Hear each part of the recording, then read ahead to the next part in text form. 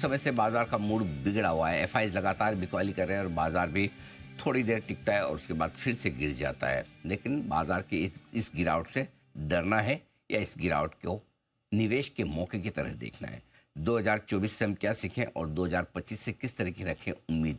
क्या 2025 में फिर से स्मॉल कैप और मिड कैप करेंगे कमाल, या फिर किस एसेट क्लास में बनेगा आपका सबसे ज़्यादा पैसा? क्या फिर से नए हाइज बनेंगे या फिर रहेगा दबाव? ढेर सारे हैं सवाल, जवाब है तैयार।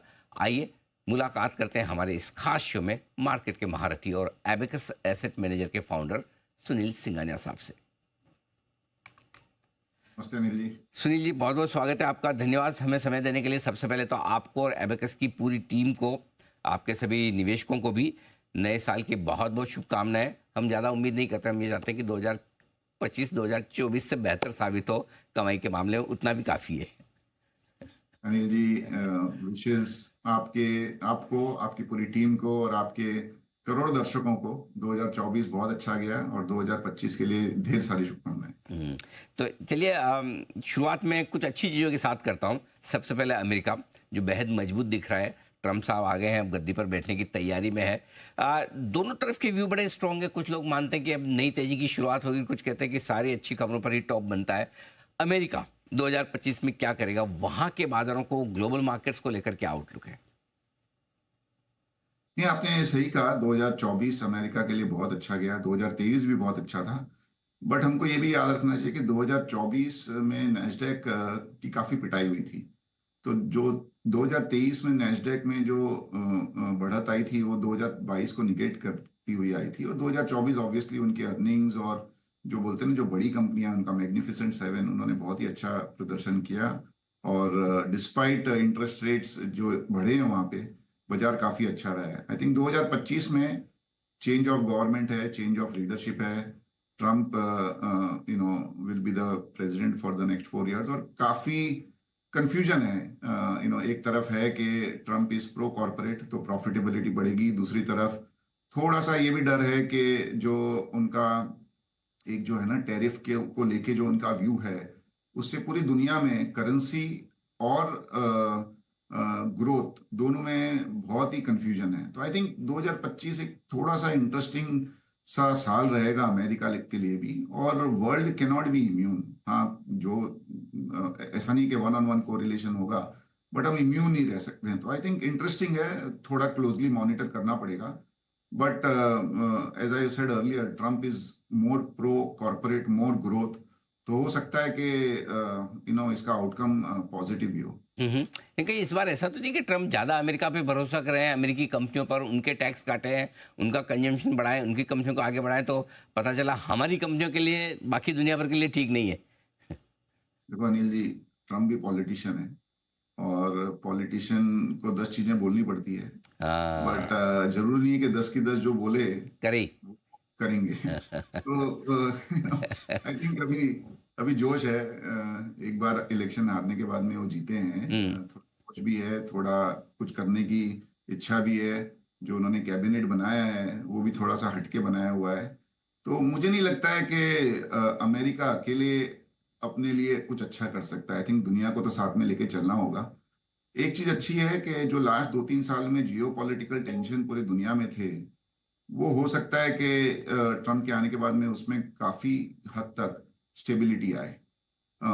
और ऑब्वियसली टैरिफ वेरिफ तो आगे पीछे होंगे ही। इंडिया भी लगाता है टैरिफ, चाइना भी करता है, यूएस भी करेगा। बट मुझे नहीं लगता है कि जो भी वो कहे वो सबका सब हमें फेस वैल्यू पे लेना चाहिए। ठीक बात। तो पॉलिटिशियन की बात निकली तो हमारे यहाँ क्या करने की जरूरत है 2025 में? ये धीमी पड़ती हुई ग्रोथ को जो चुनौती बनकर आ रही है, जिसकी वजह से करेक्शन की शुरुआत भी हुई है ये आखिरी 2-3 महीनों में, क्या कुछ आप 2025 में उम्मीद करते हैं? नहीं, थिंग्स आर चैलेंजिंग। लास्ट 3-4-5 महीने में काफी चैलेंजेस हैं। और आपने सही कहा, अर्निंग्स सितंबर की काफी वीक थी। I think 16 quarter low, profit growth था 14 क्वार्टर लो। और काफी चीजें भी, जीडीपी में भी स्लो डाउन आया। बट उनके रीजन थे। सबको पता है कि इलेक्शंस थे 3-4 महीना, हमारे इलेक्शंस में थोड़ा बहुत सब कुछ शिफ्ट हो गया। गवर्नमेंट की स्पेंडिंग भी शिफ्ट हो गई। दिसंबर थोड़ा सा ठीक रहेगा, बट मार्च क्वार्टर में काफी उम्मीदें हैं। और हमें देखना है कि अगर मार्च में if you are back to double digit profit growth, तो फिर आउटलुक 26 और 27 का फिर से थोड़ा पॉजिटिव हो जाएगा। शेयर्स सस्ते नहीं है, बाजार सस्ता नहीं है, और इसके लिए अभी अर्निंग्स ग्रोथ वाले शेयर मुझे लगता है they will continue to do well. But जहां अर्निंग्स नहीं है वहां थोड़ा सा कॉशन की जरूरत है। तो आई थिंक हम तो हरदम ऑप्टिमिस्टिक रहे हैं, 2025 भी लगता है कि ऑप्टिमिस्टिक रहेगा। लेकिन रिटर्न एक्सपेक्टेशन जो जैसा सभी कहते हैं, हमारा भी ये मानना है कि रिटर्न एक्सपेक्टेशंस थोड़े से हमको सबड्यूट रखने पड़ेंगे। ठीक व्हाट है। Can change, I think obviously US क्या करता है उससे थोड़ा बहुत फर्क पड़ेगा, बट हमारा भी first budget of the third term, full budget आएगा 1 फरवरी को। ऐसी उम्मीद है कि ये थोड़ा सा ग्रोथ फोकस्ड बजट होगा। हमारे जो बड़े बड़े रेगुलेटर है उसमें लीडरशिप चेंज हुई है, आरबीआई में लीडरशिप चेंज हुई है। जो नया लीडर आया देखना पड़ेगा कि उनका क्या व्यू रहता है, बट लगता है कि वो भी ग्रोथ फोकस्ड हैं। और ultimately I think in India एक चीज तो बहुत ही क्लियर है कि दुनिया के मुकाबले इंडिया की ग्रोथ बहुत ज्यादा स्टेबल और प्रिडिक्टेबल है। तो आई थिंक इंडिया को उसका भी फायदा मिलेगा, बिकॉज दुनिया में यूएस को छोड़ के बाकी कोई भी रीजन ऐसा नहीं है जहाँ पे आप ठोक के बोल सकते हो कि नहीं यहाँ पे सब कुछ ठीक है। चलिए बहुत ही बढ़िया, ये आपने अच्छी बात बताई। लेकिन एक चीज़ जिसने 2024 में बाजार को संभाले रखा, हमारे घरेलू निवेशक, ऊपर नीचे हुआ लेकिन पैसा बराबर आता रहा है। एसआईपी में अब भी 25-25 हज़ार करोड़ आ रहे हैं। 2025 में क्या ये चैलेंज हो सकता है कि अगर पैसा न बने और ये पैसा डालने के बजाय निकालना शुरू करे, क्या रिस्क है? लिए 2024 में घरेलू निवेशकों ने डेफिनेटली पैसा डाला, और फॉरेन जो सेलिंग थी उसको थोड़ा हद तक निगेट किया। अब पेपर की सप्लाई बहुत जोर से आ रही है, तो जो ग्लोबल फ्लोज आ रहे हैं, जो डोमेस्टिक फ्लोज आ रहे हैं, they are only enough to negate the new issues या एफपीओज या block deals by promoters and P funds. I think 2025 में at least our view is that के foreign flows will turn positive. और थोड़ा हद तक दैट इज नीडेड, बिकॉज नहीं तो खाली डोमेस्टिक फ्लो से बाजार में सेकेंडरी मार्केट में बड़ा पैसा नहीं आएगा, बिकॉज उससे ज्यादा सप्लाई की उम्मीद है। इतने सारे आईपीओ फाइल किए हुए हैं कि पैसा वहां चले जाएगा। डोमेस्टिक फ्लो में अब तक तो ऐसा नहीं लग रहा है कि कुछ स्लो डाउन होगा, बिकॉज लास्ट 6-8 महीने में भी थोड़े बहुत रिटर्न तो बने हैं डोमेस्टिक इन्वेस्टर के। और एक साल का अगर आप देखिए तो 25 से 30% रिटर्न एक साल के उसमें भी बने हैं। और डोमेस्टिक इन्वेस्टरों ने ये देख लिया है कि अगर आपका व्यू 3-4 साल के लिए पॉजिटिव है तो निवेश करिए और बने रहिए, जैसा आप भी कहते हैं। आई think that is the best strategy, and I think उसको देखते हुए मुझे नहीं लगता है कि कुछ स्लो डाउन होगा फ्लोज में। इनफैक्ट इंक्रीमेंटली थोड़ा थोड़ा बढ़ने की ही उम्मीद है फ्लोज। पैसा आता रहा फिर तो टेंशन कम भी है, चिंता की बहुत ज़्यादा बात नहीं। लेकिन मिड स्मॉल कैप शेयरों की बात करते हैं, जहाँ आप कह भी रहे हैं कई जगह ऐसी है जहाँ वैल्यूएशन थोड़े महंगे भी हो गए हैं। लोगों को लगता है कि पैसा वहीं डालो, ज़्यादा बढ़िया सेफ है। एफ आई आके बेचेंगे तो फिर क्या बेचेंगे, लार्ज कैप बेचेंगे, बड़े शेयर बेचेंगे, इधर तो सप्लाई का डर कम है। तो ये थीम महंगे होने के बावजूद क्या मिड स्मॉल कैप शेयरों की तेजी रह सकती है, 2025 में आगे बढ़ सकती है? नहीं जी, इंडेक्स लेवल पे मैं एग्री करूंगा कि काफी महंगे हैं। पर्टिकुलरली जो मिड कैप्स हैं, 101 नंबर का मार्केट कैप वाली कंपनी से 250 मार्केट कैप वाली कंपनी में सबसे ज्यादा हाई वैल्यूएशन है। और रीजन है जो मिड कैप म्यूचुअल फंड है उनको वो 150 कंपनी में ही इन्वेस्ट करना रहता है। बट अगर आप देखिए ना अक्टूबर में, जैसे हम हमारी फंड की बात करें, अक्टूबर थोड़ा चैलेंजिंग मंथ था। और हमारा जो ऑल कैप फंड है जो लार्ज कैप में भी डालता है वो मामूली सा नेगेटिव था, बट हमारा mid and small cap positive था। बिकॉज अल्टीमेटली जो अंडरलाइन कंपनी है आपकी, जो जिसमें आपने इन्वेस्ट कर रखा है, अगर उसमें ग्रोथ ठीक ठाक है और वैल्यूएशन ठीक ठाक है तो आपका पैसा बनता है। और अगर आपने कोई गलत भाव में या थोड़े ऊंचे वैल्यूएशन में कंपनी ले ली जिसमें ग्रोथ नहीं आती है, तो उसमें इम्पैक्ट ज्यादा आता है। तो I would continue to highlight कि लार्ज हो, मिड हो, स्मॉल हो, अभी आपको ये देखना है कि आगे 2-3 साल में वो कंपनी में प्रॉफिट ग्रोथ आएगा कि नहीं।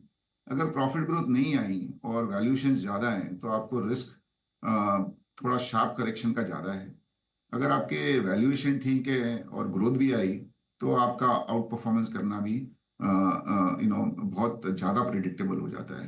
हैविंग सेड दैट, बहुत क्लियर है, बहुत सारे जो नरेटिव थीम्स है, नरेटिव सेक्टर्स है, उसमें काफ़ी यूफोरिया अभी भी है, काफ़ी ऑप्टिमिज्म है। आई वुड से इवन न्यू आईपीओज में काफ़ी ऑप्टिमिज्म है। आईपीओ दाम में ही इतने महंगे आते हैं और उसके ऊपर भी 30-40% ऊपर खुल जाते हैं। तो आई थिंक थोड़ा सा एक as a I would say conservative and cautious investor, मेरा यही एडवाइस रहेगा कि थोड़ा सा ग्रीड को कंट्रोल करिए और आराम से इन्वेस्ट करिए। हुई है सर, थोड़ी कंट्रोल हुई है, ऐसा नहीं हुई। पिछले 2-3 महीनों में थोड़ी कंट्रोल हुई है, जो पैसे बने नहीं है। तो 2020 के बाद से मेरे ख्याल से ढंग का एक पैसे साइजेबल नहीं बने हैं लेकिन ग्रीड कंट्रोल नहीं हुई है। ये बात भी ठीक है। लेकिन ये जो नए खिलाड़ी है, रिटेल इन्वेस्टर, जो 2020, 21, 22, 23 में जब जब भी नए नए एंट्री हुए हैं, हर महीने 35-40 लाख डीमेट खुल भी रहे हैं। आ, क्या बड़ा मैसेज इनके लिए है 2025 में? मैं ये समझना चाहता हूँ, जिन्होंने अभी तक करेक्शन देखा नहीं और जिन्होंने अपनी अभी तक वो ग्रीड या ज़्यादा कमाने की इच्छा को अभी तक कम किया नहीं है, उनके लिए बताएं। I think finally Anil ji, बहुत खुशी होती है कि इंडिया का रिटेल इन्वेस्टर भी वेल्थ क्रिएट कर पाया है लास्ट 5-6 साल में। नहीं तो हरदम यही होता था कि हमारे ग्रोथ, हमारे देश में जो हो रहा है अच्छा, उसका बेनिफिट सब फॉरेन इन्वेस्टर ही भुगतते थे। आई थिंक तो hats off to retail investors, और आपके जैसे मीडियम से जो आप कॉन्फिडेंस देते रहते हो, उससे भी बहुत फर्क पड़ता है। आई थिंक रिटेल इन्वेस्टर्स जो कर रहे हैं वो बेस्ट है। आप सिस्टमेटिक इन्वेस्टमेंट प्लान में इन्वेस्ट करते रहिए। अगर आप डायरेक्ट इन्वेस्टमेंट करते हो तो please just control your greed to make quick profit. क्योंकि वो जो एक फेस था जहां पे आपकी गलती में भी आपका पैसा बन गया, आई थिंक दैट इज बिहाइंड। अगर आप अभी गलती करोगे ना, तो आपको उसका एक बोलते हैं ना, एक पेनल्टी देनी पड़ेगी। तो आई थिंक थोड़ा सा be a little bit more conscious कि आप कौन से स्टॉक में और क्यों इन्वेस्ट कर रहे हो। और ये जो चैट ग्रुप और ये व्हाट्सएप यूनिवर्सिटी में जो टिप घूमती रहती है, उस पर थोड़ा अभी है ना, you have to take it with a pinch of salt. ये बात सही कहा आपने। वैसे तो काफ़ी कुछ नए नए लेसन सीख चुके हैं व्हाट्सएप और टेलीग्राम यूनिवर्सिटी से, लेकिन अभी भी कुछ सीखना और बाकी। आपने कहा कि भाई थोड़ी उम्मीद रिटर्न्स की कम कर लें, पहले जैसे आराम से पैसे नहीं बन जाएंगे, गलती करने पे भी नहीं बनेंगे। कितनी उम्मीद रखें रीजनेबल? क्या इंडेक्स लेवल पे 10% बन जाए तो खुश हो जाएं कि चलो निफ्टी, सेंसेक्स वगैरह साल में 10-12% बढ़ गए, good? I would completely agree Anil ji. हमारा व्यू है कि देखो, 25 में जो पहले व्यू था कि 14-15% प्रॉफिट ग्रोथ हो सकता है, वो तो बहुत ही मुश्किल लग रहा है। बट अभी भी उम्मीद है कि 26 और 27 में प्रॉफिट ग्रोथ कैन बी 14-15%। हमारा ये मानना है कि लार्ज कैप्स मानी निफ्टी वगैरह में may be low double digit returns बन सकते हैं। थोड़ा अल्फा क्रिएट होके 14-15% would be a very very good return to expect. खाली एक ही प्रॉब्लम है, हम ये 1 साल से बोल रहे हैं और लास्ट 1 साल में ज्यादा रिटर्न बने। तो इन्वेस्टर को हम बोलते भी है ना कि 14-15% बनेगा, फिर भी इन्वेस्टर के दिमाग में वही 25% रिटर्न का एक्सपेक्टेशन रहता है। बट इस टाइम सच्ची में लग रहा है कि 14-15% would be a great return with tax benefit जो इक्विटी इन्वेस्टर को लॉन्ग टर्म में मिलता है। आई थिंक अगर आपका 5 साल में 14-15% भी रिटर्न बना तो पैसा डबल होता है। That's a great great return. तो इसका मतलब ये है कि अगर 10%, 12% सोचे तो मतलब निफ्टी नया हाई बना दे 2025 में 26,300, 26,500, तो ये एक अच्छा अचीवमेंट माना जाना चाहिए, राइट? मुझे लगता है अनिल, लेकिन सिर्फ 2-3 चीजें हैं ना, उसमें थोड़ा सा एक बोलते हैं ना मसाला डाल सकती है in terms of added returns. एक तो ऑब्वियसली जैसे मैंने कहा, I think this budget can be a pro growth budget. थोड़ा सा लोग कॉशियस हैं कि ट्रम्प क्या करेगा। मुझे लगता है कि ट्रम्प आने से एटलीस्ट ग्लोबल ग्रोथ में एक थोड़ा बूस्ट मिलेगा, जिसका इंडिया को भी फायदा होगा। इंडिया का एक्सपोर्ट्स थोड़ा बढ़ सकता है बिकॉज जो भी अपने बात कर रहे हैं ट्रम्प की भी कि भाई सेफ गार्ड ड्यूटी लगाएगा, तो उसका निशाना आज की तारीख में तो कनाडा, मेक्सिको और चाइना पे ज्यादा है। तो उसका थोड़ा इंडिया को फायदा मिल सकता है। और जो फाइनली जो हम इंपोर्ट सब्स्टिट्यूशन पे जो गवर्नमेंट काम कर रही थी लास्ट 3-4 साल से, वो हमें दिख रहा है, अभी हो रहा है। इलेक्ट्रॉनिक्स में भी हो रहा है, ठीक है, वैल्यू एड अभी 15-20% ही है, बट आगे चल के वैल्यू एड भी बढ़ेगा।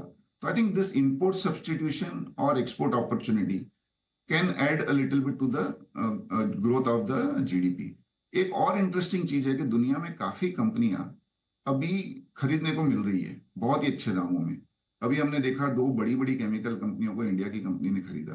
if Indian companies are successful in using their market cap year और पैसा रेस करके ग्लोबल कंपनी खरीदे, तो I think that can be an added boost to corporate profitability of India. तो आई थिंक ये 3-4 upside है, बट थोड़ा आप उम्मीद कम रखिए, उससे ज्यादा बनेगा तो खुशी होगी। तो I think these 3-4 things can be an added trigger.